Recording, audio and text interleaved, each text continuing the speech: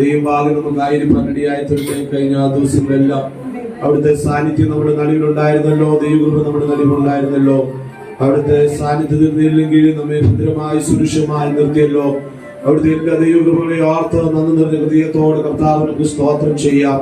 ആദ്യ പിതാക്കന്മാർ അങ്ങേ ആത്മാവിലും ദൈവത്തെ ആരാധിച്ചതുപോലെ ഇന്നേ ദിവസം ആത്മനിർത്തി ദൈവത്തെ ആരാധിപ്പാൻ ദൈവം നമുക്ക് അവസരം ഒരുക്കുവാൻ ദൈവ സാന്നിധ്യം നാം അനുഭവിച്ച ഇതൊരു പകലായി തീരേണ്ടതിനായി പ്രാവശ്യ ദൈവമക്കൾ അല്പസമയം നന്ദി നിറഞ്ഞ ഹൃദയത്തോടെ നമ്മുടെ കർത്താവിനൊക്കെ സ്തോത്രം ചെയ്യാം. അവനാൽ ഉന്നതനാണ്, അവിടുന്ന് സർവശക്തനാണ്, സകല ഭൂരാജാക്കന്മാർക്ക് മീതെ അധികാരികനായ ദൈവമാണ്. സകലത്തിനും കാരണഭൂതനും അവനെ കൂടാതെ ഒന്നും ഉളവായിട്ടില്ലല്ലോ. ഉളവായതെല്ലാം അവനെ കൂടെയാണല്ലോ.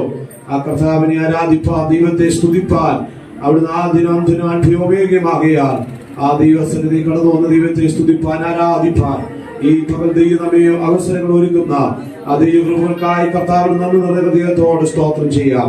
കഴിഞ്ഞ ദിവസം നമ്മുടെ കണ്ണിനെ കണ്ണുനീരുന്നു, കാലിനെ വീഴ്ച നാശകരമായി കുഴിയിൽ ചേച്ചു നിന്നും അവൻ നമ്മെ കരകയറ്റി ക്രിസ്തുവാകുന്ന പാറമേ നിർത്തി നമ്മുടെ ഗമനത്തെ സ്ഥിരമാക്കി നമ്മുടെ നാവിൽ പുതിയ പാട്ട് നൽകി നമ്മുടെ ദൈവത്തിന്റെ സ്തുതി തന്നെ എന്ന് പാടാൻ ദൈവം നമുക്ക് ആയുസ്സും ആരോഗ്യ ദൈവം നൽകിയല്ലോ.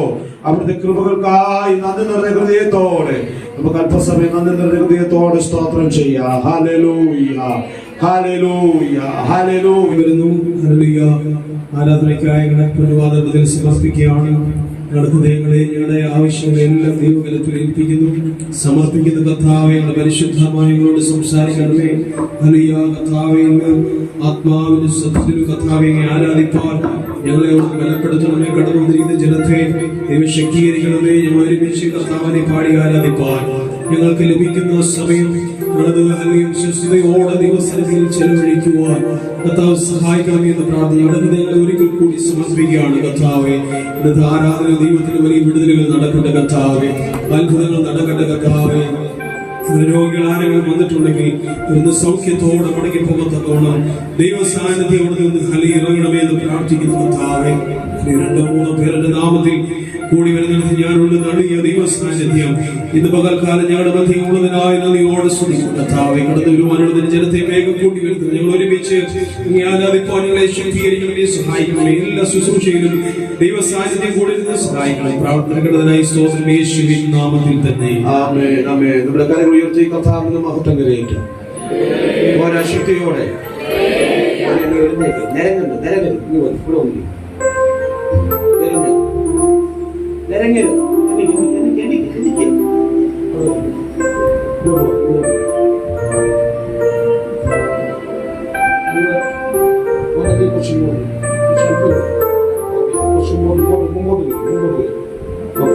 എല്ലാവരും തിങ്ങി പിടിച്ചിരിക്കുന്നു. ഓരോ കുറച്ച് ഓക്കെ. കൊച്ചു കുഞ്ഞുങ്ങൾ വരുമ്പോൾ അവിടെ ഇരിക്കുക. കൊച്ചു കുഞ്ഞുങ്ങൾ ഏറ്റവും ഫ്രണ്ടിരിക്കുക. ഓരോരുത്തരും എന്റെ നിര കീപ്പ് ചെയ്തിരിക്കുക. എല്ലാവരും നിങ്ങളെ ഇടുങ്ങി പിടിച്ചിരിക്കേണ്ട ആവശ്യമില്ല. ഓക്കെ. നമ്മുടെ കാര്യങ്ങൾ ഉയർത്തി കർത്താവിന്റെ മഹത്വം കരയേറ്റാം. പോരാ, ശക്തിയോടെ ദൈവത്തിന്റെ മഹത്വം കരയേറ്റാം. നമുക്ക് എല്ലാവർക്കും അറിയാവുന്ന പാട്ട് ചേർന്ന് കരങ്ങൾ അടിച്ച് കർത്താവിന് പാടി മഹത്വം കരയേറ്റും. തുടർന്നുള്ള ആത്മീയ ഗാന ശുശ്രൂഷകളെ നേരത്തെ വഹിച്ചാണ്ട് വളരെ പ്രാർത്ഥനയോടെ ദൈവത്തിനായിരിക്കാം. ദൈവകാരണമായിരിക്കും. കർത്താവിനെ പാടി ആരാധിക്കുക. കരങ്ങൾ ഉയർത്തി ദൈവത്തെ സ്തുതിച്ചാട്ടെ.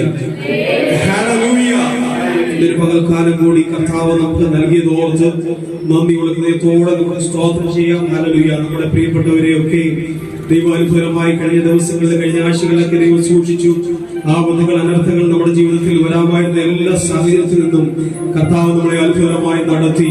നിങ്ങളുടെ സ്നേഹം എത്ര വലിയതാണ്, എന്റെ ദൈവത്തിന്റെ സ്നേഹം എത്ര വലുതാണ്. അല്ലെങ്കിൽ നമ്മുടെ എണ്ണത്തിൽ ഒന്നുപോലും കുറഞ്ഞു പോകാതെ ദൈവം നമ്മളെ കാത്ത് പരിപാലിച്ചെങ്കിൽ നന്ദിയുള്ള ഹൃദയത്തോടെ ഹല്ലേലൂയ അധരങ്ങളെ തുറന്ന് സ്തോത്രം ചെയ്താണ്. Hallelujah, hallelujah.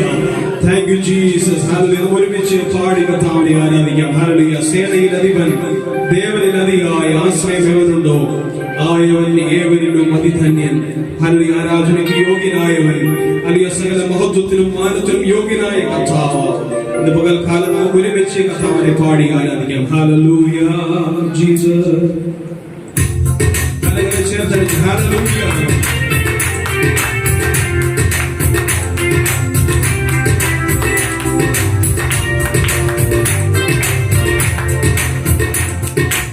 Hey,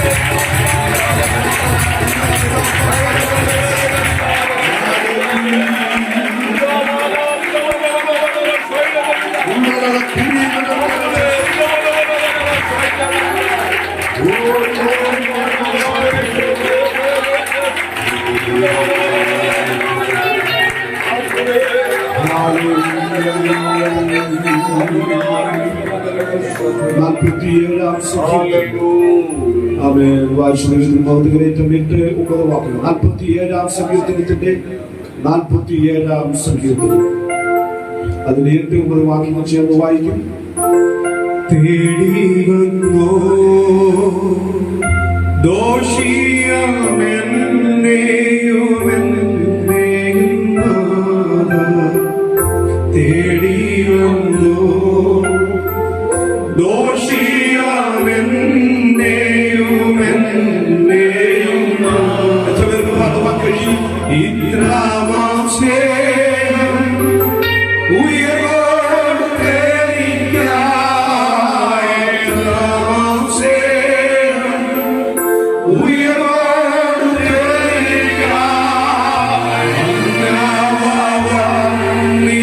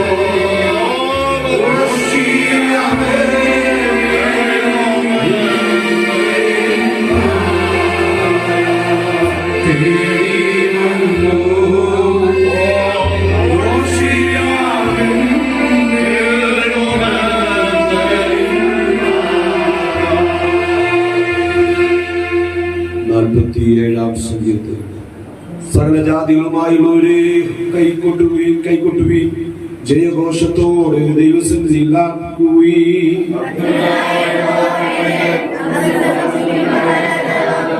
അവൻ ജാതികളെ നമ്മുടെ കീഴിലും വംശങ്ങളെ നമ്മുടെ കാൽ കീഴിലും ആക്കുന്നു.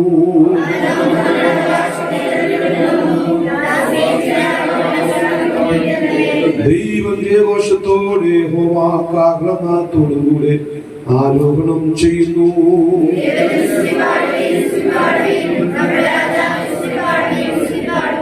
ദൈവം സർവഭൂമിക്കും രാജാവാകുന്നു. ഒരു ചാതുര്യ കീർത്തനം പാടുവീ.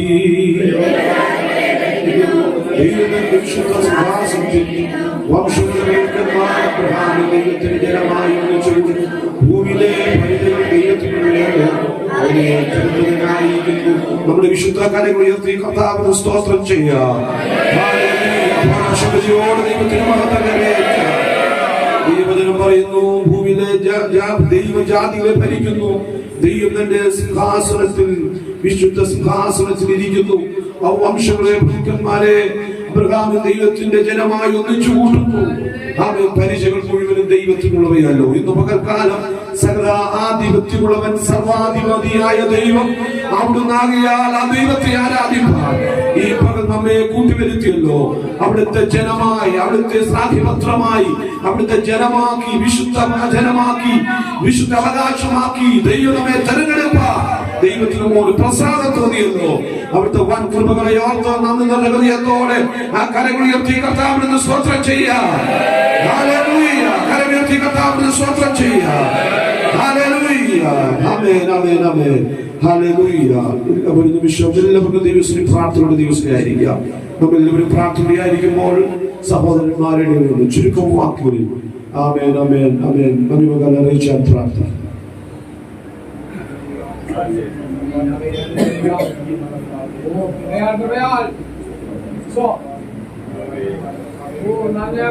Hallelujah,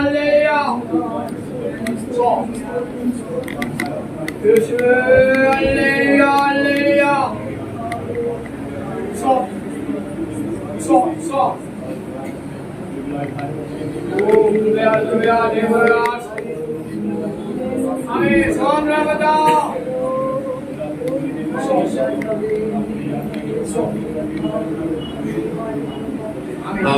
ആമേൻ. നമ്മുടെ കരങ്ങൾ ഉയർത്തി കർത്താവിന് മഹത്വം കരയേറ്റാം. ആമേൻ, ആമേൻ, ആമേൻ. എല്ലാവർക്കും ദൈവസ്തുതി. ഈ അനുഗ്രഹമായ നല്ല നിമിഷങ്ങളെ ഓർത്ത് കർത്താവിന് സ്തോത്രം ചെയ്യുന്നു.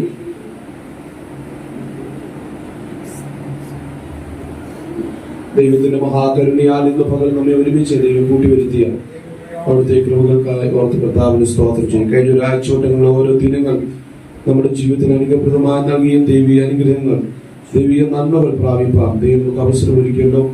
അവിടുന്ന് എത്ര കരുണയുള്ള ദൈവമാണ്. ആപത്തുകൾ, അനർത്ഥങ്ങൾ, രോഗരോഷങ്ങൾ നിറഞ്ഞ ഈ ഭൂമിയിൽ ദൈവത്തിന്റെ സംരക്ഷണങ്ങൾ, ദൈവീയ വിടുതലിൽ നമുക്ക് അനുഭവിപ്പാടിയായിത്തീർന്നു. നമ്മെ മാത്രമല്ല നമ്മുടെ പ്രിയപ്പെട്ടവരെ വിവിധ ഇടങ്ങളിൽ ദൈവം കരുതുവാൻ ഇടയായിത്തീർന്നു. ദേശരാജ്യങ്ങളായ നമ്മുടെ പ്രിയപ്പെട്ടവരുടെ ആശ്രൂഷമായി നിർത്തി അവിടുത്തെ വിശ്വസ്തകൾക്കായി സ്തോത്രം. നമ്മുടെ കരങ്ങൾ ഉയർത്തി കർത്താവിന് സ്തോത്രം ചെയ്യാം. സൗഖ്യമാക്കിയിരിക്കായി സ്തോത്രം ചെയ്യാം. വളരെ പ്രാർത്ഥനയോടെ ദിവസം നമുക്ക് അരിമടിയായിട്ടുണ്ട്. ഇത് വായിച്ച വേദഭാഗത്തിലേക്ക് നമ്മുടെ ശ്രദ്ധ കൊണ്ടുവരുവാൻ ഇടയായിത്തീരുന്നു. 47-ാം സങ്കീർത്തനമാണ് വായിക്കപ്പെടുവാൻ ഇടയായിത്തീർന്നത്. 47-ാം സങ്കീർത്തനം ഘോരപുത്രന്മാരുടെ ഒരു സങ്കീർത്തനം അവിടെ രേഖപ്പെടുത്തിയിട്ടുണ്ട്. ഘോരപുത്രന്മാർ ദൈവത്തെ പാടി മുഹതകരിച്ചുന്ന അനവധി സങ്കീർത്തന ഭാഗങ്ങൾ വിശുദ്ധ വേദപുസ്തകത്തിലൂടെ നമുക്ക് മനസ്സിലാക്കാൻ കഴിയുന്നുണ്ടല്ലോ. എന്നാൽ അവർ ദൈവസന്നിധിയിൽ ആനന്ദത്തോടെ, നമ്മെ ജയഘോഷത്തോടെ ദൈവത്തിന്റെ ആധിപത്യത്തെ തിരിച്ചറിഞ്ഞ്, ദൈവത്തിന്റെ സർവാധിപത്യത്തെ തിരിച്ചറിഞ്ഞ്, ആമേൻ, വംശങ്ങളുടെ ഇടയിൽ സകല ജനത്തിന്റെ നടുവിൽ രാജാവായവൻ ഒരുവൻ മാത്രമേ ഉള്ളൂ എന്നും അവനായി തെരഞ്ഞെടുക്കപ്പെട്ട ജനം ഭാഗ്യമുള്ള ജനമെന്ന് തിരിച്ചറിഞ്ഞ് ദൈവസന്നിധിയിൽ ആമേൻ ആരാധിക്കുന്ന, പ്രാർത്ഥിക്കുന്ന ഒരു സങ്കീർത്തന വേദഭാഗമാണ് 47-ാം സങ്കീർത്തനം. ഇസ്രായേലിന്റെ ചരിത്രത്തിൽ നാം ശ്രദ്ധിക്കുമ്പോൾ പുതുവർഷ ഗീതമായിട്ടും ഈ 47-ാം സങ്കീർത്തനത്തെ അവർ പാടി ദൈവത്തിന് മഹത്വം കരയേറ്റുന്നതായി നമുക്ക് മനസ്സിലാക്കാൻ കഴിയും. അപ്പോൾ തന്നെ അതിന്റെ 5-ാം വാക്യത്തിൽ നിന്ന് പരിശോധിക്കുമ്പോൾ ഒരു സ്വർഗാരോഹണ, യേശുക്രിസ്തുവിന്റെ സ്വർഗാരോഹണത്തോട് ബന്ധപ്പെട്ടു ആമേൻ, ആമേൻ, ഒരു പാട്ടായി ആമേൻ 5-ാം വാക്യത്തിലൂടെ നമുക്ക് മനസ്സിലാക്കാൻ കഴിയുന്നു. അതുകൊണ്ട് അർത്ഥസമ്പുഷ്ടമായ ആമേൻ, ആരാധനയ്ക്ക് യോഗ്യമായ ആമേൻ, ദൈവത്തിന് മഹത്വം കരയേറ്റുന്ന യേശുക്രിസ്തുവിന്റെ സ്വർഗാരോഹണത്തോടെ പ്രകീർത്തിച്ചുകൊണ്ടൊക്കെ പാടിയ ഒരു പാട്ടാണ് 47-ാം സങ്കീർത്തനം. അതിന്റെ 5-ാം വാക്യപ്രകാരം പറയുന്നു, ദൈവം ജയഘോഷത്തോടെ, യഹോവ കാഹളനാദത്തോടുകൂടെ ആരോഹണം ചെയ്യുന്നു. അങ്ങനെയെങ്കിൽ യേശുക്രിസ്തുവിന്റെ സ്വർഗാരോഹണത്തോട് ബന്ധപ്പെട്ട് ഈ സങ്കീർത്തനത്തെ നമുക്ക് മനസ്സിലാക്കാൻ കഴിയുന്നു. ഈ 47-ാം സങ്കീർത്തനത്തെ 3 ഭാഗങ്ങളായിട്ട് തരംതിരിക്കപ്പെടാം. 3 ഭാഗങ്ങളിൽ 3 ചിന്തകളിൽ അതിപ്രധാനമായി നമുക്ക് മനസ്സിലാക്കാൻ കഴിയുന്നുണ്ട്. ഒന്ന്, നാം ഈ സങ്കീർത്തനത്തിന്റെ 3 ഭാഗങ്ങളിൽ 3 വിഷയങ്ങളുടെ കാരണങ്ങളാണ് ഈ 3 ചിന്തകളിൽ നമുക്ക് മനസ്സിലാക്കാൻ കഴിയുന്നത്. ഒന്ന്, ദൈവത്തിന് കൈകൊട്ടി പാടാനുള്ള കാരണം എന്താണ്? 2, ദൈവത്തിന് ആർപ്പിടാനുള്ള കാരണം എന്താണ്? 3, ദൈവത്തെ സ്തുതിപ്പാനുള്ള കാരണം എന്താണ്? അതൊരു പാട്ട് തന്നെ ഉണ്ടല്ലോ, കൈകൊട്ടിപ്പാടാൻ, അല്ലെ? ആരാധിപ്പാൻ നമുക്ക് കാരണമുണ്ട്, കൈകൊട്ടിപ്പാടാൻ ഏറെ കാരണമുണ്ട്. പാട്ടുകാരൻ കർത്താവിന്റെ പാസ്റ്റർ സാം ടി മുകുന്ദൻ എഴുതപ്പെട്ട ആ പാട്ട് ഈ വാസപ്രാപ്തി നമ്മുടെ നടുവിൽ കർത്തദാസൻ ശുശ്രൂഷയായി കടന്നു വരുന്നുണ്ട്. ആമേൻ. അനുഗ്രഹീതമായ അനവധി ഗാനങ്ങളൊക്കെ ദൈവത്തെ പാടുവാനിടയായിട്ടുണ്ട്, ആമേൻ, രചിപ്പാനിടയായിട്ടുണ്ട്. ആമേൻ. കാലുകൾ ഏറെക്കുറെ വഴുതിപ്പോയി ഒരിക്കലും ഉയരില്ലെന്ന് ചിന്തിച്ച അനുഭവത്തിൽ ആമേൻ, ദൈവസന്നിധി ഏറെ കൈകൊട്ടി പാടാൻ ഏറെ കാരണങ്ങളുണ്ട്. ഇന്ന് പല ദൈവസന്നിധി കടന്നു വന്ന ദൈവമക്കൾക്ക് ദൈവസന്നിധി കൈകൾ കൊട്ടി പാടാൻ എന്താണ് അതിന് കാരണം? വേർപെട്ട ആത്മീയ ജനത്തിന്റെ നടുവിൽ ഈ കാലഘട്ടങ്ങളിൽ ഞാൻ കണ്ടുവരുന്ന ഒരു സാഹചര്യമാണ് കൈകൊട്ടി പാടുന്നതിൽ അവഹേളനങ്ങൾ, അപമാനമായി കാണുന്ന ഒരു കൂട്ടം ജനം വേർപെട്ട പെന്തക്കോസ്തിന്റെ അനുഭവത്തിനുണ്ട്. ഒരിക്കൽ ബെതൽകാരുടെ ഇടയിൽ പെന്തക്കോസ്തുകാരെ കാണത്തില്ല. പക്ഷെ ഇന്ന് പെന്തക്കോസ്തുകാരുടെ വേർപാടുകളുടെ എണ്ണം, വേർപാടുകാരുടെ എണ്ണം, ഞാൻ പറഞ്ഞത് നമ്മുടെ വേർപാട് ജീവിതമല്ല, വേർപാട് എന്ന് പറഞ്ഞാൽ ബെതൽകാര് കൂടിക്കൊണ്ടിരിക്കുക എന്ന് പറഞ്ഞാൽ അവരുടെ ആത്മീയ ആരാധന നാം കടന്നുപോയാൽ കാണുന്ന കാഴ്ച അവരിങ്ങനെ നമ്മുടെ കൂട്ടൊന്നും ആരും ചെയ്യില്ല. ദേവിദാസൻ മനസ്സിൽ പറയുമ്പോ ഇങ്ങനെ കേട്ടിരിക്കും. സ്വോത്ര അന്യഭാഷയൊന്നുമില്ല, സ്വോത്ര ഒരു ആത്മീയ സന്തോഷമൊന്നുമില്ല. ആമേൻ. ഇന്ന് പെന്തക്കോസ്തുകാരുടെ ഒരിക്കൽ പെന്തക്കോസ്തിന്റെ മുഖമുദ്ര എന്ന് പറയുന്നത് കൈകൊട്ടി പാടുന്നതും ആർപ്പിടുന്നതും സ്തുതിയൊക്കെയാണ് പെന്തക്കോസ്തിന്റെ മുഖമുദ്ര എന്ന് പറയുന്നത്. എന്നാൽ അത് ഇന്ന് പെന്തക്കോസ്തുകാരുടെ ഒരു അരോചകത്വമായി തോന്നുകയാണ്. ഇത്രയും ആർപ്പിടേണ്ട ആവശ്യമുണ്ടോ? ഇത്ര കൈകൊട്ടേണ്ട ആവശ്യമുണ്ടോ? ഇത്ര വലിയമായി സ്തുതിക്കേണ്ട ആവശ്യമുണ്ടോ എന്നൊക്കെ ചോദിക്കുന്ന ജനം പെന്തക്കോസ്തിന്റെ ഇടയിൽ ഇങ്ങനെ നുഴഞ്ഞു കയറിക്കൊണ്ടിരിക്കുക. പക്ഷെ ഞാനൊരു കാര്യം പറയാം. 47 സങ്കീർത്തനം പറയുന്നു, ആരൊക്കെ കൈകൊട്ടിയില്ലെങ്കിലും സങ്കീർത്തനക്കാരൻ പറയുന്നു, ഞാൻ കൈകൊട്ടി ദൈവത്തെ സ്തുതിക്കും. ആരൊക്കെ ആർപ്പിട്ടില്ലെങ്കിലും സങ്കീർത്തനക്കാരൻ പറയുന്നു, ഞാൻ ആർപ്പിടും. ആരൊക്കെ ദൈവത്തെ സ്തുതിച്ചില്ലെങ്കിലും ഞാൻ ദൈവത്തെ സ്തുതിക്കും. കൈകൊട്ടാനുള്ള കാരണം എന്താണെന്നും ആർപ്പിടാനുള്ള കാരണം എന്താണെന്നും സ്തുതിക്കാനുള്ള കാരണം എന്താണെന്നും ഈ 47 സങ്കീർത്തനത്തിൽ ചിന്തയായിട്ട് മനസ്സിലാക്കാൻ കഴിയുന്നുണ്ട്. 1-ാം വാക്യം വായിച്ചാലും ഞാൻ പറഞ്ഞതിന്റെ ചെറുതെളിവ് അവിടെ മനസ്സിലാക്കാൻ കഴിയും. 1-ാം വാക്യം വായിക്കാം. അപ്പൊ ആരാണ് കൈകൊട്ടേണ്ടത്? സകല ജാതികളുമായുള്ളവരെ. ആമേൻ. അപ്പൊ നമ്മൾ ചിന്തിക്കും, ജാതികളായുള്ളവർ കൈകൊട്ടിയാണ്. അല്ല, നമ്മളെല്ലാം ജാതികളാണ്. സ്തോത്രം. ആമേൻ. യഹൂദനെന്നില്ല, യവനെന്നില്ല, ദാസന്മാരെ ദാസിയെന്നില്ല, ഉടമയെന്നില്ല, അടിമയില്ല. എല്ലാവരും ദൈവത്തെ കൈകൊട്ടി ആരാധിക്കുന്ന സകല ജാതികളുമായുള്ളവരും സകല വംശങ്ങളുമായുള്ളവരും സ്വത്ര ദൈവത്തെ പാടി ആരാധിക്കണമെന്ന് ഈ സങ്കീർത്തനക്കാരൻ ഇവിടെ പറയുകയാണ്. പലപ്പോഴും കൈകൊട്ടുന്നത് എപ്പോഴൊക്കെയാണ്, ഏത് സാധ്യത? ഒരു പ്രത്യേക വ്യക്തി നമ്മുടെ ഇടയിൽ വരുമ്പോ അരവാരത്തോടെ എഴുന്നേറ്റ് കൈകൊട്ടാറുണ്ട്. എന്തിനു ചോദിച്ചാൽ അവർ കടന്നു വന്നത് കൊണ്ട് നമ്മൾ സ്വാഗതം നൽകുക. ഒരു കുഞ്ഞ് ഫസ്റ്റ് പ്രൈസ് വാങ്ങിച്ചു, ആ കുഞ്ഞ് മുമ്പോട്ട് കടന്നു വരുമ്പോ അതിനെ കരമടിച്ച് പ്രോത്സാഹിക്കും. കാരണം അതിന് നൽകിയ താലന്തുകൾക്ക് ഒരു പ്രോത്സാഹനം കൊടുക്കുക. ഇതേപോലെ ഒരു ദൈവജനമായി വിളിക്ക് വേർതിരിക്കപ്പെട്ട ദൈവത്തിന്റെ മക്കൾ ദൈവത്തെ ജയഘോഷത്തോടെ ദൈവത്തെ കൈകൾ കൊട്ടി പാടി ദൈവത്തെ ആരാധിക്കണമെന്ന് ഇവിടെ വചനം രേഖപ്പെടുത്തിയിരിക്കുക. പ്രിയമുള്ളവരെ, നമ്മൾ മാത്രമല്ല കൈകൊട്ടുന്നത്. കൈകൊട്ടിയാണ് നേട്ടം പറയാം. നമ്മൾ മാത്രമല്ല കൈകൊട്ടുന്നത്, ഇവിടുത്തെ പർവ്വതങ്ങൾ കൈകൊട്ടുന്നുണ്ട്, ഇവിടുത്തെ പ്രവാഹങ്ങൾ കൈകൊട്ടുന്നുണ്ട്. അമ്മേ, ദുഷ്ടശക്തികൾ പിന്മാറണമെങ്കിൽ ദൈവമക്കൾ കൈകൊട്ടി ആരാധിച്ചെങ്കിൽ മാത്രമേ ദുഷ്ടശക്തികൾ പിന്മാറിയുള്ളൂ. അപ്പൊ നിങ്ങൾ ചോദിക്കും, ഭാഷ തെളിവ് വേണോ? തെളിവ് തരാം. വായിക്കണം. 3 വാക്യങ്ങൾ 4 വാക്യം വായിക്കണം. ഇവിടെയുള്ള കുഞ്ഞുങ്ങളായിരിക്കണം വായിക്കേണ്ടത്. ശ്രദ്ധിക്കണം, ഞാൻ ആരംഭത്തിൽ കുറച്ച് വാക്യങ്ങൾ റെഫറൻസ് തരും. നിങ്ങൾ ഓരോരുത്തരായി അത് വായിക്കേണ്ടിയാകണം. വന്ന യെശയ്യാപ്രവാചകൻ 55-ാം അധ്യായം 12 മുതൽ വാക്യങ്ങൾ ഈശ്വരൻ വായിക്കണം. യെശയ്യാപ്രവാചകൻ 55-12. അതിനുശേഷം സങ്കീർത്തന പുസ്തകം 98-ാം അധ്യായം 8-ാം വാക്യം അബിയ വായിക്കണം. അതിനുശേഷം യോബിന്റെ പുസ്തകം 18-ാം അധ്യായം 14-18 വാക്യങ്ങൾ. അതിനുശേഷം റിയ വായിക്കണം. ഇപ്പോൾ അവിടെ കൊണ്ട് നീക്കട്ടെ. അടുത്ത സമയങ്ങളിൽ വരുമ്പോൾ അടുത്ത ആൾക്കാർ പോകും. ശ്രദ്ധിക്കുക. യെശയ്യാപ്രവാചകൻ 55-12. സങ്കീർത്തനം 98-8. മറ്റൊരാൾ യോബിന്റെ പുസ്തകം 27-23. മറ്റൊരാൾ യോബിന്റെ പുസ്തകം 18-ാം അധ്യായത്തിന്റെ 18-ാം വാക്യം അക്സയും വായിക്കും. ഇവരെല്ലാം മൈക്ക് ഉപയോഗിച്ച് വേണം വായിക്കാൻ. യോബിന്റെ പുസ്തകം 18-18 വാക്യവും സ്തോത്രം. യെശയ്യാപ്രവാചകൻ പുസ്തകം 15-12. സങ്കീർത്തനം 98-8. ഈ കുഞ്ഞുങ്ങളായിരിക്കും വായിക്കേണ്ടത്. പ്രായമുള്ളവര് ഇവർ വായിക്കുന്നത് ശരിയാണോ എന്ന് കൃത്യമായി നോക്കുക. വായിച്ചാട്ടെ, മൈക്ക് വെച്ച് വായിച്ചാട്ടെ. ആദ്യത്തെ വാക്യം യെശയ്യാപ്രവാചകൻ പുസ്തകം 55-12. ശരി, വായിച്ചാൽ. നിങ്ങൾ സന്തോഷത്തോടെ പുറപ്പെടും, സമാധാനത്തോടെ നിങ്ങളെ പറഞ്ഞയക്കും. മലകളും കുന്നുകളും നിങ്ങളുടെ മുമ്പിൽ പൊട്ടിയാർക്കും. എങ്ങനെയാണ്? പൊട്ടി ആർക്കും. നിങ്ങൾ ശ്രദ്ധിച്ചേ, മലകളും കുന്നുകളും. പിന്നെ അടുത്ത വാക്യം, നിങ്ങളുടെ മുമ്പിൽ പൊട്ടിയാർക്കും. ദേശത്തിലെ സകല വൃക്ഷങ്ങളും കൈകൊട്ടും. ദേശത്തിലെ സകല വൃക്ഷങ്ങളും. അപ്പോ ഞാൻ പറഞ്ഞത് തെറ്റുണ്ടോ? ഒരു തെറ്റുമില്ല.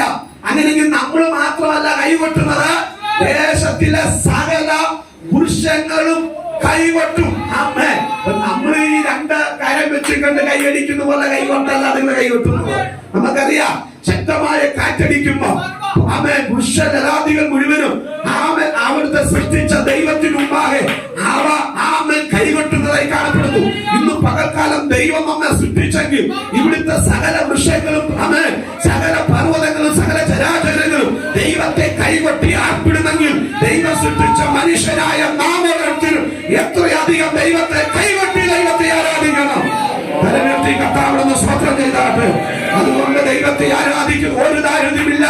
വൃക്ഷങ്ങൾ കൈകൊട്ടി ദൈവത്തെ ആരാധിക്കുന്നു. ഇനി സങ്കീർത്തനം 98 വാക്യം അടുത്താൽ വായിച്ചാൽ, പ്രവാഹങ്ങൾ കൈകൊട്ടട്ടെ. പ്രവാഹങ്ങൾ അവിടെ പറയുന്നു, പ്രവാഹങ്ങൾ കൈകൊട്ടട്ടെ. പ്രവാഹങ്ങൾ എന്താ? പ്രവാഹം കൈകൊട്ടെ. പർവ്വതങ്ങൾ ഒരുപോലെ യഹോവയുടെ മുമ്പാകെ ഉല്ലസിച്ചു. പർവ്വതങ്ങൾ ഒരുപോലെ യഹോവയുടെ മുമ്പാകെ ഉല്ലസിച്ച് ഘോഷിക്കട്ടെ. അല്ലെങ്കിൽ ഇവിടുത്തെ പ്രവാഹങ്ങൾ, വെള്ളങ്ങൾ, ഇവിടുത്തെ സമുദ്രങ്ങൾ എല്ലാം ദൈവസന്നിധി കൈകൊട്ടട്ടെ എന്ന് ഇവിടെ സങ്കീർത്തനത്തിലൂടെ വിളിച്ചു പറയുന്നു. അങ്ങനെയെങ്കിൽ മനുഷ്യൻ മാത്രമല്ല, ചേതനും അചേതനുമായ സകല വസ്തുതകളും ദൈവത്തെ അർപ്പിടുവാൻ സങ്കീർത്തനക്കാരൻ ഇവിടെ പ്രോത്സാഹനം നൽകുക. ദൈവമക്കൾ കൈകൊട്ടുമ്പോ ദുഷ്ടശക്തി ഇളകി മറിയുമോ? ദുഷ്ടശക്തികൾ പിന്മാറുമോ? നാം കൈകൊട്ടി ആരാധിക്കുമ്പോൾ സംഭവിക്കുന്നത് നമുക്ക് തോന്നാം, എന്തിനാ ഇങ്ങനെ കൈകൊട്ടുന്നത്, താളത്തിൽ എന്തിനാ കൈകൊട്ടുന്നത്? കൈകൊട്ടിയാൽ പൈശാചിക ശക്തിയുടെ മേൽ ജയം.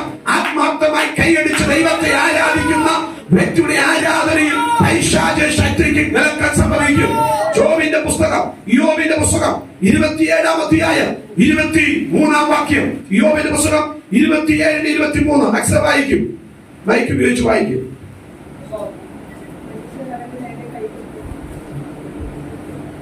മനുഷ്യർ അവന്റെ നേരെ കൈകൊട്ടും. മനുഷ്യർ അവന്റെ നേരെ കൈകൊട്ടും. അടുത്തത്, അവന്റെ സ്ഥലത്ത് നിന്ന് അവനെ വിരട്ടി പുറത്താക്കും. അവന്റെ സ്ഥലത്ത് നിന്ന് അവനെ വിരട്ടി പുറത്താക്കും.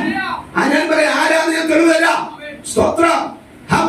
മനുഷ്യൻ കൈകൊട്ടും. മനുഷ്യൻ കൈകൊട്ടുമ്പോ അവന്റെ സ്ഥലത്തു നിന്ന് അവനെ വിരട്ടി പുറത്താക്കും. ഇന്ന് പകൽക്കാലം ദൈവസന്നിധി കടന്നുവന്ന ദൈവങ്ങളെ, നീ ആത്മാവിലാക്കുമ്പോ, നീ കരം കൊട്ടുമ്പോ, ദൈവത്തെ കൈകൊട്ട് ദൈവത്തെ സ്തുതിക്കുമ്പോ, ചില അന്ധകാര ശക്തികൾ ആയിരിക്കുന്ന മണ്ഡലത്തിൽ നിന്ന് ഇരിപ്പടം വിട്ടുപോകാൻ നിന്റെ കരം കൊട്ടിയുടെ ആരാധന കഴിയും. ആരാണവൻ? പ്രത്യേകം ശ്രദ്ധിക്കുക. യോബിന്റെ പുസ്തകം 18 അധ്യായം 18 വാക്യം വായിക്കും. യോബിന്റെ പുസ്തകം 18 അവനെ വെളിച്ചത്തിൽ നിന്ന് ഇരുട്ടിലേക്ക് തള്ളിയിടും. അതാണ് ആരാണവൻ? അവനെ വെളിച്ചത്തിൽ നിന്ന് ഇരുട്ടിലേക്ക് തള്ളിയിടും. ഭൂതലത്തിൽ നിന്ന് അവനെ ഓടിച്ചു കളയും. ഈ ദൈവമക്കൾ ആത്മാവിൽ ആരാധിക്കുമ്പോൾ പൈശാചിക മണ്ഡലത്തിന് പിടിച്ചു നിൽക്കാൻ കഴിയത്തില്ല. വെളിച്ചത്തിൽ ഇരുട്ടിന്റെ മറ പിടിച്ചു നിൽക്കുന്ന പൈശാചിക വ്യാപാരങ്ങൾ, അന്ധകാര ശക്തികൾ ഇളകി മറിയുവാനിടയായിത്തീരും. അതുകൊണ്ട് ഇന്ന് മകൻ ഞാൻ ദൂത് പറയാം, നീ ആയിരിക്കുന്ന ചെറിയ ഭവനത്തിനകത്ത്, നീ ആയിരിക്കുന്ന ദേശത്ത് ദൈവത്തെ പാടി, ദൈവത്തെ കരം കൊട്ടി, ദൈവത്തെ സ്തുതിക്കുമ്പോ നിനക്ക് ജയിപ്പാൻ കഴിയാത്ത ചില അന്ധകാര ശക്തികളുടെ നടുവിൽ, നിന്റെ കുടുംബത്തിന്റെ നന്മയ്ക്കെതിരെ വിളിക്കുന്ന ചില വെല്ലുവിളിയുടെ ശക്തിയുടെ നടുവിൽ നിനക്ക് ഇളക്കാൻ പറ്റത്തില്ല.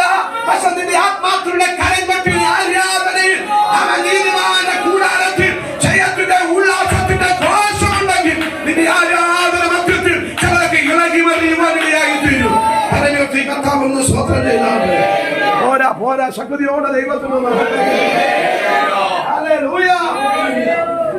ദൈവമക്കളെ ആരാധന എവിടെയുണ്ടോ അതുകൊണ്ടാണ് കൈകൊട്ടുന്ന നിന്റെ കൈകൊട്ടുന്ന ആരാധന ഞാൻ പാടി ദൈവത്തെ ഭവനത്തിന്റെ ആത്മീയ ആരാധന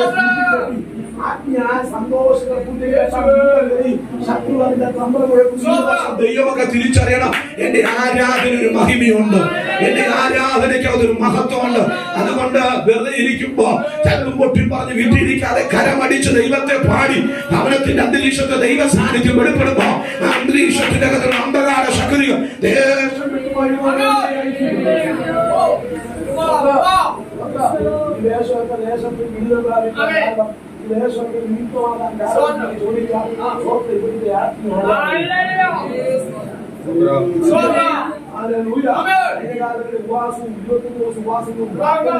ആത്മാവിന്റെ ആരാധനയാണ് ദേശം ഭക്തിയുമായി ദേശത്തെ സാധ്യമാക്കിയത് ഉപവാസത്തോടും പ്രാർത്ഥനയുണ്ട്. അവിടെ അന്ധകാര ശക്തിയുടെ പേർ വായിച്ചു എന്നാൽ ദൈവമക്കൾ ആത്മാവിൽ ആരാധിക്കുമ്പോഴും പ്രാർത്ഥിക്കുമ്പോഴും ആ ദേശത്ത് വലിയ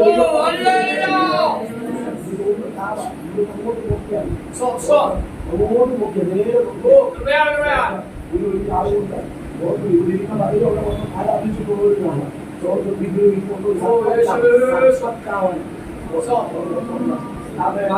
ഇടയ്ക്കിടയ്ക്ക് ഇങ്ങനെ ഉള്ളിലേക്ക് വഴികളിൽ കൂടിക്കൊണ്ട് കഷ്ടപ്പെടുന്നു. പക്ഷെ ഇപ്പം കാണുന്നു കാരണം അവിടുത്തെ സേവയുടെ മണ്ഡലം ഇവിടെ എല്ലാം ഇവിടെ ആർക്കും വന്ന് താമസിക്കുന്നില്ല. വിറ്റു പോകാൻ വേണ്ടി ആ ഒരു അന്നത്തെ 3 ലക്ഷം രൂപയ്ക്ക് 2 ലക്ഷം രൂപയ്ക്കും കിടക്കുന്ന വസ്തുവൊക്കെ ശേഖരിക്കുന്നു. പക്ഷേ അന്ന് അവിടെ ആരാധന ശക്തമായിക്കൊണ്ട് റോഡ് വലിയായി 23 സുവാസ പ്രാർത്ഥനയാണ് വർഷങ്ങളായിട്ട് കിടന്ന ഈ റോഡ്, വാഹനം ഓടാതെ കിടന്ന ഈ റോഡ് ഒരു ദിവസം 23 സുവാസ പ്രാർത്ഥനയിലെ 17ഓ 15 ദിവസം ജസ്റ്റ് അവിടെ ഇറങ്ങി നടന്നേ ഉള്ളൂ. അവിടെ പൈലത്താക്കാം എന്തുവാണെന്ന് ചോദിച്ചു. അന്നേരം അവിടുത്തെ മോളറിയാം കാര്യം ഹോസ്പിറ്റൽ അവിടെ വെച്ച് ഇങ്ങനെ ഒരു അവിടെ 2 സൈഡിൽ വന്ന് റോഡ് വന്ന് നിൽക്കുക. അങ്ങോട്ട് നേരെ അളവ് അയാൾ ഉണക്കം വെച്ചിരിക്കുക വർഷങ്ങളായിട്ട്. അച്ഛന്റെ ബസ്സിന് കോട്ടച്ച കുഴപ്പമില്ലെന്ന് പറഞ്ഞതേ ഉള്ളൂ. സ്വപ്നം പുള്ളി പിറ്റേ ദിവസം ആ സ്റ്റേ അടിച്ചു മാറ്റി. ഉപവാസത്തിന്റെ പൂർണ്ണതയിൽ ഒരു ദൈവപ്രവൃത്തി അവിടെ ആർക്കും കയറി വരാൻ കഴിയാത്ത ഈ റോഡ് ഇന്ന് വണ്ടിയായ റോഡ് വാഹനം തുടിയില്ല പോകാൻ കാരണം കർത്താവിനെ സ്വോത്രം ചെയ്താട്ട് സ്വോത്രം സ്വോത്രം സ്വോത്രം. ഞാനൊരു കാര്യം പറയാം.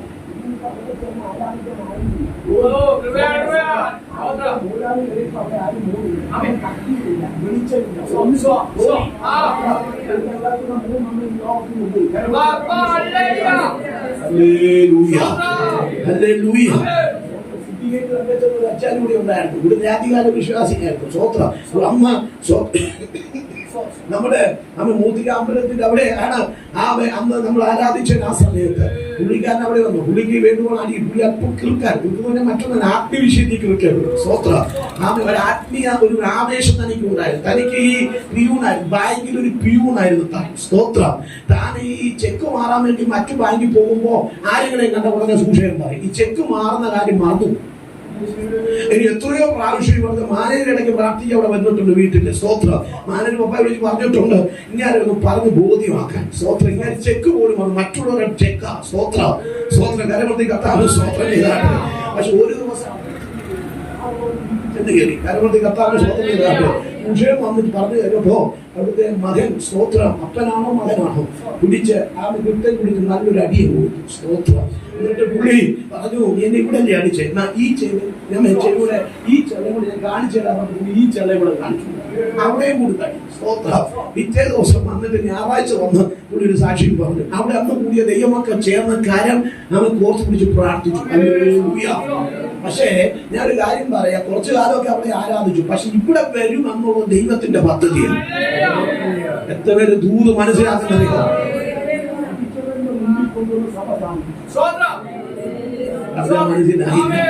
ചില വർഷം കഴിഞ്ഞപ്പോഴാണ് അങ്ങനെ ഒരു അവസരം ദൈവം.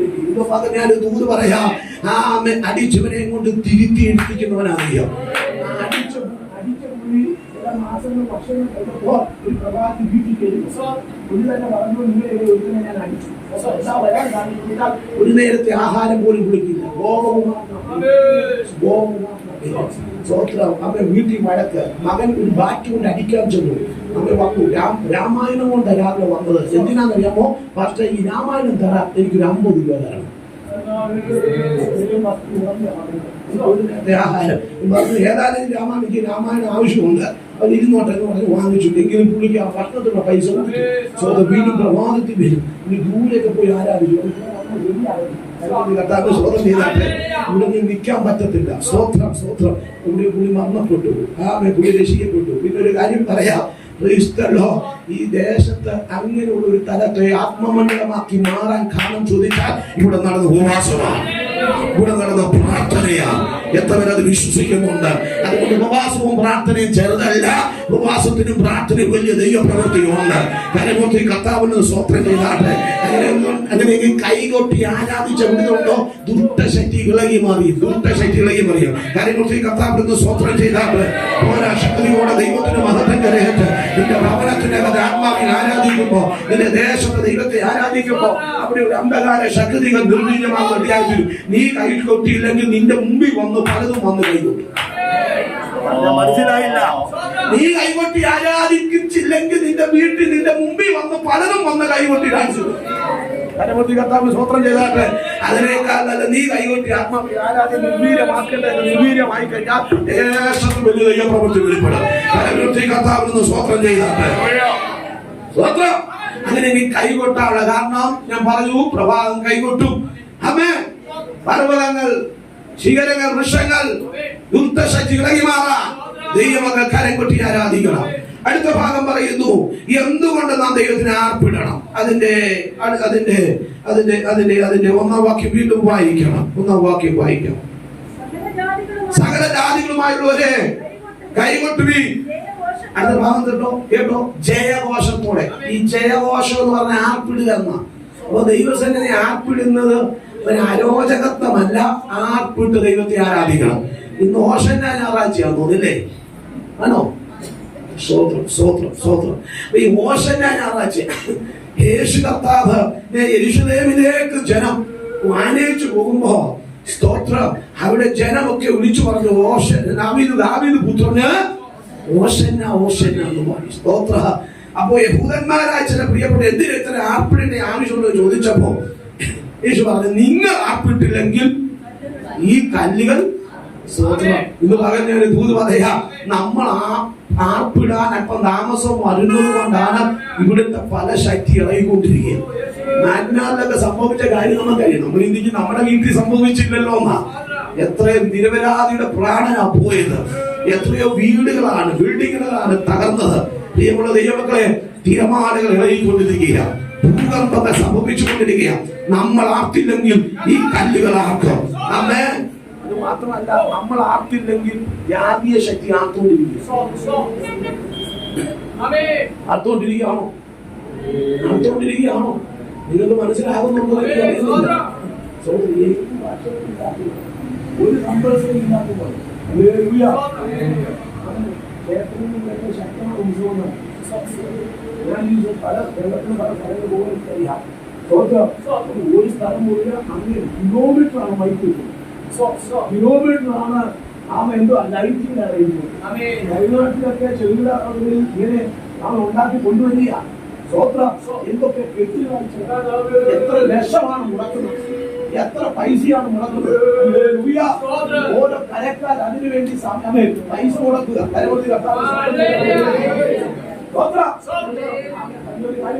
പൂർണ്ണമായ ദൈവത്തെ ആരാധിക്കാൻ അതിന് അത്രയും വില കൊടുക്കുന്നെങ്കിൽ അതിന്റെ അനുഭവത്തിൽ വിശ്വാസി വന്നവർ അതിന്റെ കൂട്ടിലായിരുന്നപ്പോ ഇതൊന്നും അറിയാതെ പല കാര്യങ്ങൾ ചെയ്തിട്ടുണ്ടെങ്കിൽ ജീവനുള്ള ദൈവത്തെ ആരാധിപ്പാൻ, ജീവനുള്ള ദൈവത്തെ സ്തുതിക്കുവാൻ, വിടുതൽ നൽകുന്ന ദൈവത്തെ ആരാധിക്കാൻ, അത്ഭുതങ്ങൾ ചെയ്ത ദൈവത്തെ ആരാധിക്കുന്ന ജീവനുള്ള ദൈവത്തെ ആരാധിപ്പാൻ, നിന്റെ ശരീരം കൊണ്ട്, നിന്റെ മനസ്സുകൊണ്ട്, നിന്റെ ധനങ്ങൾ കൊണ്ട് ദൈവത്തിന് മഹത്വം കരയേറ്റാൻ ആരും മിച്ചപിടിക്കരുത്. കർത്താവിന് സ്വപ്നം ചെയ്താട്ടെ. ഹല്ലേലൂയ. കഴിഞ്ഞ ദിവസം ഒരു പാവപ്പെട്ട സ്ത്രീ കണ്ടപ്പോ പാവപ്പെട്ട സ്ത്രീയാ. ഞാൻ നോക്കിയപ്പോ ആമ രണ്ടും താങ്കൾ തേങ്ങയുമായിട്ട്. അപ്പൊ പുള്ളി ചോദിച്ചു, എന്തിനാ? എല്ലാം കൂടെ കടന്നു വന്നപ്പോ ഏകദേശം 5000-10,000 രൂപയോളമായി. ഞാൻ ഇവർക്ക് ഇത് കൊണ്ട് കൊടുക്കാനുള്ള പൈസ എത്രയാണ് ഇവർ കൊണ്ടത്? ഞാൻ നിന്ന് ചിന്തിച്ചു. അതിനെ കർത്താവിന് സ്വപ്നം ചെയ്താട്ടെ. കാരണം ചോദിച്ചാൽ അവര് നേർന്നതാ. ഇന്ന് പകൽക്കാലം ഞാൻ ദൂത് പറയാം, ഇത്ര വലിയ ദൈവത്തെ ആരാധിക്കാം. നിന്റെ പണമോ ഭൗതികതയോ ഒന്നും ദൈവം ആഗ്രഹിച്ചില്ല. നിന്റെ ദൈവം ആഗ്രഹിച്ചത് നിന്നെ ആഗ്രഹിച്ചത്. പക്ഷെ നിനക്ക് ദൈവം നൽകുന്ന നന്മയും, ദൈവം നിനക്ക് തന്നെ ആരോഗ്യവും, ദൈവം നിനക്ക് നൽകിയ വഴിപാടുകളും, ദൈവം നിനക്ക് നൽകിയ അനുഭവങ്ങളും, ദൈവത്തിന്റെ സന്നിധിയെ ദൈവസന്നിധി വേദനിച്ച് ദൈവത്തിന് മഹത്വം കൊടുക്കുമ്പോ ഈ ജീവനുള്ള ദൈവത്തിന്റെ മഹത്വം എത്രയധികം ദൈവസന്നിധി അനുഭവിച്ചറിയാൻ കഴിയും. കരയോർത്തി കർത്താവിന് സ്വപ്നം ചെയ്താട്ട് ഓരോ ശക്തിയോടെ ദൈവത്തിന്റെ മഹത്വം കരയേറ്റ് ഇതുപോലെ നാം എത്രയധികം നമ്മുടെ ദൈവത്തെ സ്തുതിക്കണം, നാം എത്രയധികം ദൈവത്തെ ആരാധിക്കണം. കരയോർത്തി കർത്താവിന് സ്വപ്നം ചെയ്താട്ട് യെരിഹോവിന്റെ വൻമതിൽ ഇടിയാൻ ദൈവമക്കൾ ആർപ്പിട്ടു. അത് വർഷങ്ങളോട് പണിയപ്പെട്ടിരുന്ന യെരിഹോവിന്റെ വൻമതിൽ ഇടിയുന്നത് എങ്ങനെയാ? അത് ബുൾഡോസർ വേണം ഇല്ലേ? പക്ഷേ ആത്മീയന് പറയാൻ കഴിയും.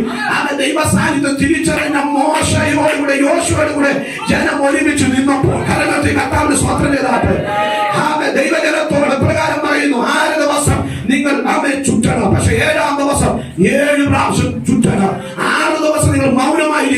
7-ാം ദിവസം നിങ്ങൾ ആർപ്പിടണം.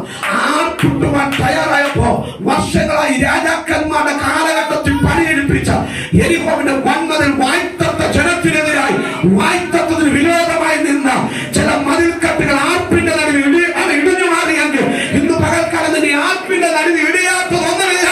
നിന്റെ കാലം ദൈവസേന വെളിപ്പെടുത്തുമ്പോ നിന്റെ ആരാധന ശക്തമാകുമ്പോ കാലങ്ങളായി നിന്റെ വായ്ത്തത്തിനെതിരെ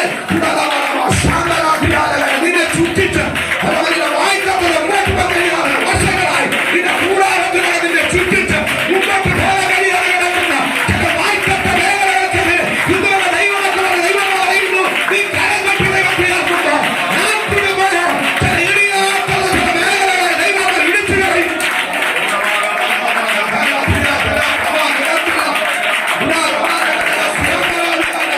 യേശുവിന്റെ അധികാരമുള്ള നാമത്തിൽ ദേവനെതിരെ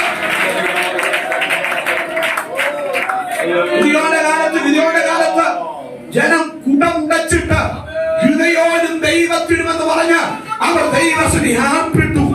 ഗിദെയോനും ദൈവത്തിന് പറഞ്ഞ് അവർ ദൈവത്തിന് ആർപ്പിട്ടപ്പോ കുടമുടഞ്ഞപ്പോ കുടത്തിന്റെ ഉള്ളിൽ നിന്ന് തീ കത്തി. ഇന്ന് പകൽക്കാലം ഞാൻ ആത്മാവിൽ ദൂരെ പറയാം, ആർപ്പിടാൻ മാത്രമല്ല വിഷയം, ഉടയുമ്പോൾ ആത്മാവിന്റെ തീ കത്തും. എത്ര പേര് ദൂത് മനസ്സിലാക്കുന്നുണ്ട്? അവർ ആർപ്പിട്ടപ്പോ ആമെ കുടമുടച്ചപ്പോൾ അകത്ത് കിടന്ന തീ ആമെ കത്താൻ തുടങ്ങി. എന്താണ് കുടം? നമ്മുടെ ജഡമാ.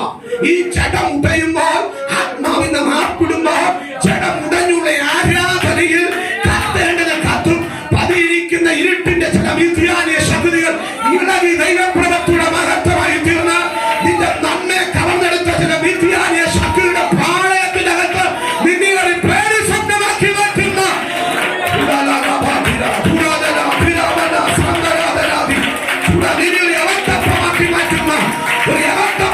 മാറ്റുന്ന ഒരു ആത്മശക്തിയുടെ നാടുകൊണ്ട് നിന്റെ അടയത്തിലുണ്ടെന്ന് യേശുവിന്റെ അധികാരമുള്ള നാമത്തിൽ ഇന്ന് പകൽ ആത്മാവിൽ ചേരത്തിലെങ്കിൽ വചനത്തിന്റെ ചേരത്തിലെങ്കിൽ എല്ലാ മൺകുടകൾ ഉടയട്ടെ, എല്ലാ ജഡം ഉടയട്ടെ, ആത്മാവിന്റെ തീ കത്തട്ടെ, ഉടവൻ ഇരുട്ടിന്റെ വ്യാപാരം അഴിവാകട്ടെ, വെളിച്ചത്തിന്റെ പ്രഭയുടെ ക്രിസ്തു ഇന്ന് പകൽ ഓരോ ഉള്ളങ്ങളിലേക്ക് തെളിഞ്ഞു വരട്ടെ.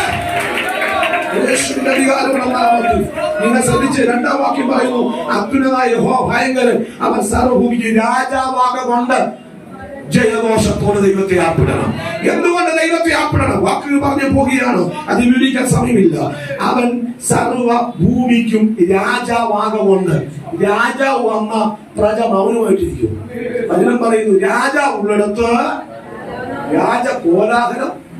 ഇന്ന് പകൽ കണ്ണുകൾ കൊണ്ട് കാണാൻ കഴിയുന്നല്ലോ, ആത്മകണ്ണുകൊണ്ട് ദൈവസാക്ഷി അനുഭവിച്ച രാജാവ് ഉള്ളിടത്ത് രാജകോലാഹലമുണ്ട്. ഇന്ന് പകൽക്കാലം നിന്റെ കൂടാരത്തിനകത്ത് ആരാധന ഉണ്ടെങ്കിൽ ഒരു ലഗ്നവിദ്യ ഏൽക്കുകയില്ല. ഒരു ആഭിചാരം ഇസ്രായേലിന് ഒരുമിച്ച് പറഞ്ഞാട്ടെ, ആഭിചാരം ഇസ്രായേലിന്, ലഗ്നവിദ്യ ഇസ്രായേലിന്. കാരണം എന്താണ്? യാക്കോബിൻ തിന്മ കാണുന്നില്ല. അവൻ ആരാധന അവരുടെ നടിയിലുണ്ടതുകൊണ്ട് അവൻ ഒരു ലക്ഷണവിദ്യക്കും മന്ത്രത്തിനും ആഭിചാരത്തിനും അവൻ ഒതുക്കാൻ കഴിയത്തില്ല. അപ്പൊ മഹാരാജാവ് വന്നാൽ അവിടെ ആരാധനയോട് യാത്രയുണ്ട്. അതിന്റെ 7-ാം വാക്യം പറയുന്നു, വായിച്ചു പിടിക്കുക, വായിച്ചാലും 7-ാം വാക്യം. ദൈവം സർവ്വഭൂമിക്ക് രാജാവാകുന്നു. ദൈവം സർവ്വഭൂമിക്ക് രാജാവാകുന്നുണ്ട്. ഒരു ചാതുരീകരണം. അങ്ങനെയെങ്കിൽ ദൈവത്തെ ആർപ്പിടാനുള്ള കാരണം എന്താണെന്ന് ഈ ഭാഗത്ത് മനസ്സിലാക്കും. 3, ദൈവത്തെ നാം സ്തുതിക്കണം. 9-ാം വാക്യം പറയുന്നു, വംശങ്ങളുടെ പ്രഭുക്കന്മാർ അബ്രഹാമിൻ ദൈവത്തിന്റെ ജനമായി ഒന്നിച്ചു കൂടുന്നു. ഭൂമിയിലെ പരിചകൾ ദൈവത്തിനുള്ളവയല്ലോ, അവൻ ഏറ്റവും ഉന്നതനാണ്. ദൈവത്തെ സ്തുതിക്കാനുള്ള കാരണം എന്താണ്?